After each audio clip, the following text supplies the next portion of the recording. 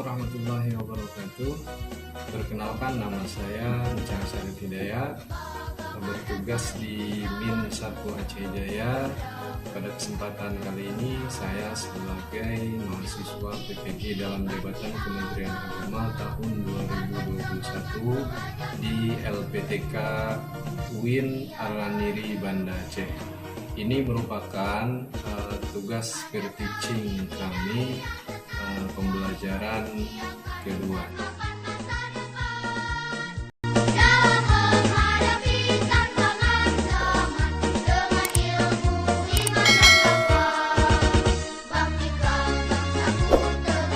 Assalamualaikum warahmatullahi wabarakatuh.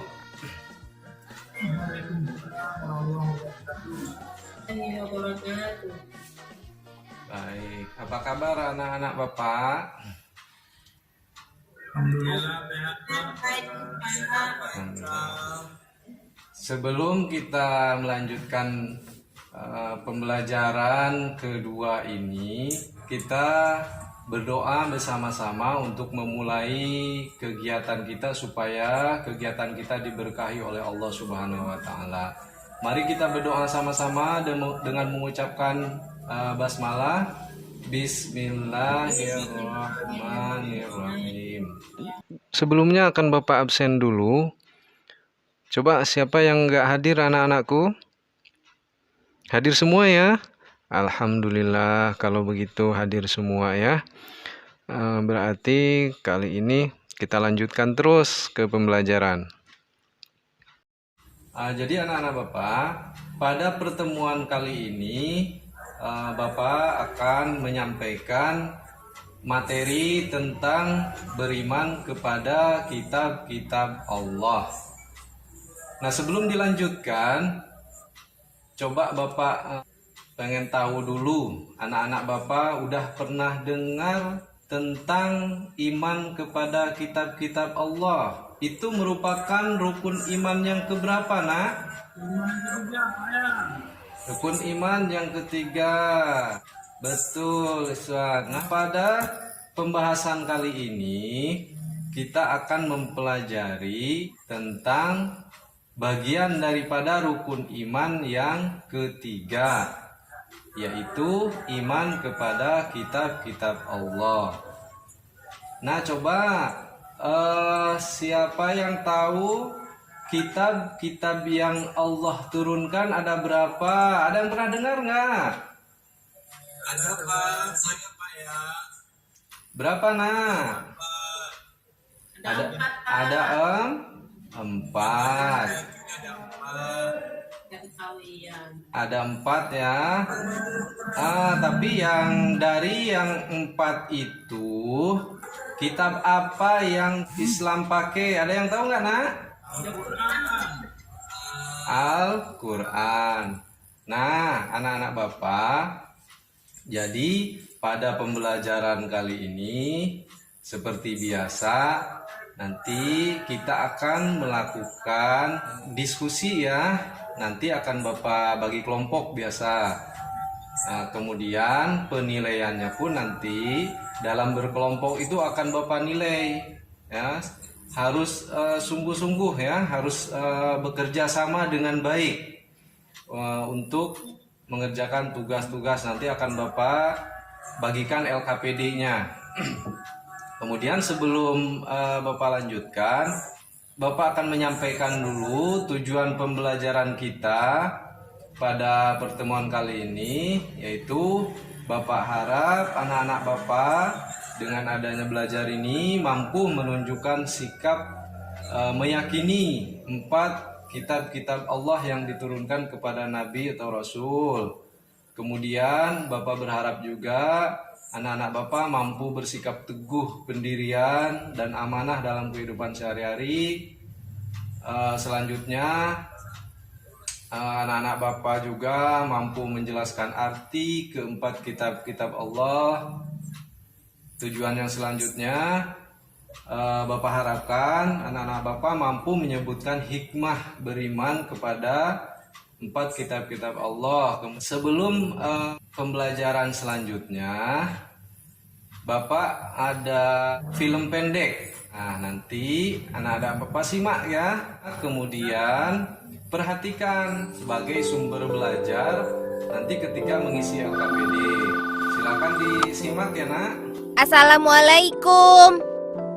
Waalaikumsalam. Dodo ya? Iya, Syamil, ada apa? Do, di lapangan bermain ada perpustakaan keliling. Kita ke sana yuk, Do. Oh, Duh. Do, coba lihat. Ternyata selain Al-Quran, Allah juga menurunkan kitab-kitab lainnya untuk umat Islam, Do. Seperti kita. Ah, masa sih? Kitab suci kita kan hanya Al-Quran. Iya, tapi di buku ini dijelaskan begitu, Do. Aku jadi... Bagaimana anak-anakku setelah kita menonton cerita tadi? Apakah sudah bisa dipahami cerita tadi, Nak? Baik, sekarang Bapak kasih lihat. Coba anak-anak Bapak lihat yang ada di layar anak-anak Bapak itu apa coba? Ada S. Itu adalah kitab-kitab Allah ya. Coba diperhatikan, itu ada 4 kitab Allah yang Allah turunkan kepada Nabi atau Rasul. Ya, di situ ada bentuk tulisannya, ya, bentuk tulisannya. Nah, anak-anak Bapak, kalau sudah disimak gambarnya, sekarang Bapak akan membagi kelompok, kemudian Bapak akan membagikan lembar LKPD untuk berdiskusi ya. Coba dibagi 4 kelompok saja. Nah, selanjutnya silakan dibaca, dikerjakan, kemudian materinya dibuka dari buku paket, boleh. Juga dari buku sumber yang Bapak bagikan juga boleh. Silakan dikerjakan ya, Nak. Waktunya Bapak kasih 10 menit ya. Sudah ya, alhamdulillah sudah siap. Kalau begitu, coba anak-anak Bapak dibuat lagi peta konsep, yaitu nama-nama kitab yang Allah turunkan. Ya, kemudian nanti kalau sudah perwakilan daripada kelompok masing-masing presentasi. Sudah dibuat? Sudah ada yang mau tampil? Silakan, siapa yang mau tampil duluan untuk presentasinya? Silakan maju. Ya, terima kasih untuk Marjaini. Bagus sekali pemaparannya. Tepuk tangan dulu untuk Marjaini. Selanjutnya, alhamdulillah pada penampilan dari 4 kelompok sudah selesai, semua tampil dengan baik dan juga dengan semangat. Kemudian Bapak akan coba menjelaskan ya supaya lebih jelas lagi, karena tadi anak-anak Bapak kan menyimak masing-masing kelompok ya, jadi mengungkapkan berdasarkan hasil diskusi masing-masing kelompok. Nah, di sini akan coba Bapak jelaskan sebelum kita merangkum. Yang pertama yaitu kitab yang Allah turunkan. Yang pertama adalah kitab Taurat ya, yang artinya itu syariat atau perintah. Kitab ini diturunkan kepada Nabi Musa alaihissalam. Ya, kemudian kitab ini berisi keyakinan untuk menyembah Allah Subhanahu wa taala serta larangan untuk menyembah berhala ya. Kemudian kitab ini juga ditulis dalam bahasa Ibrani anak-anakku ya. Yang selanjutnya yaitu kitab Jabur ya. Kitab Jabur yang artinya tulisan. Kitab ini diturunkan kepada Nabi Daud.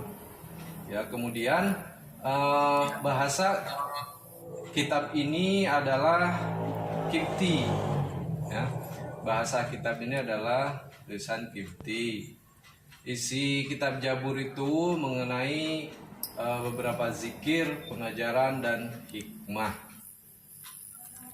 Kemudian selanjutnya mungkin yang sering kita dengar juga kitab Injil, yang artinya kabar gembira. Kitab ini diturunkan kepada Nabi Isa ya, dengan tulisan menggunakan bahasa Yunani.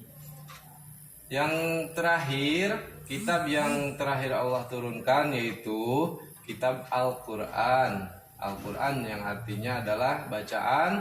Ini diturunkan kepada Nabi Muhammad SAW. Al-Quran ini ditulis dalam bahasa Arab, anak-anakku. Ya, isinya yang berisi tentang akidah dan keimanan, ya, penciptaan manusia, kisah-kisah hubungan manusia dengan Allah, kemudian petunjuk kehidupan untuk seluruh alam, ya. Jadi anak-anakku, dari keempat kitab yang Allah turunkan itu hanya Al-Quran yang boleh dijadikan sebagai pegangan hidup oleh umat manusia. Kenapa demikian? Karena kitab-kitab selain Al-Quran itu menjadi pegangannya, menjadi petunjuknya sesuai zamannya. Nah, gitu, sesuai zamannya. Kalau kitab-kitab selain Al-Quran, kenapa Al-Quran bisa menjadi pegangan pedoman seluruh alam? Karena Al-Quran adalah kitab penyempurna daripada kitab-kitab sebelumnya. Kemudian kewajiban manusia, kita sebagai manusia terhadap kitab yang Allah turunkan itu, yang pertama kita wajib mempercayai adanya 4 kitab Allah itu. Kemudian mempercayai bahwa seluruh kitab tersebut datangnya dari Allah. Ya, yang selanjutnya kita harus membenarkan berita-berita atau isi tentang kitab-kitab yang terdahulu dalam Al-Quran. Yang terpenting, kita harus senantiasa mengamalkan isi Al-Quran atau hukum-hukum yang ada dari dalam Al-Quran.